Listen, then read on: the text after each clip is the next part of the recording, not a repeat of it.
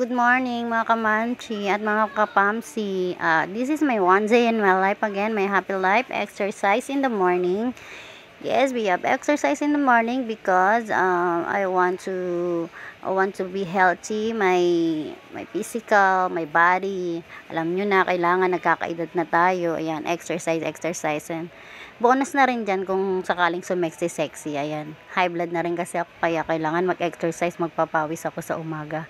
At nga, tutuwa naman ako kasi nagiging normal na ang BP ko ngayon sa pag-exercise ko. Ayan, patuwad-tuwad po ako dyan. Ganyan po ako mag-exercise.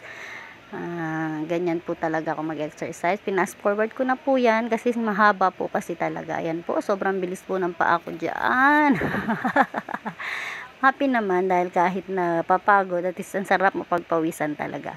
Grabe, sobrang happy. Kahit pawis na ako dyan, ang happy ko dahil talagang nagiging healthy ang katawan ko sa pag-exercise. Ayan po. Ayan, at dyan po ay nasayaw-sayaw na ako. Nagbe-bells na ako ng bilbil ko.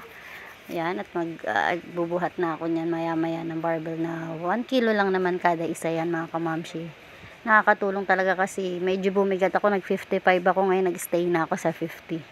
And medyo nagbabawas din ako sa kanin dahil high blood nga ako. Ayan, mapatapos na ako niyan mga kamamshi. Maraming salamat po sa panonood niyo sa akin. I love you all. Thank you for watching my mini exercise in the morning.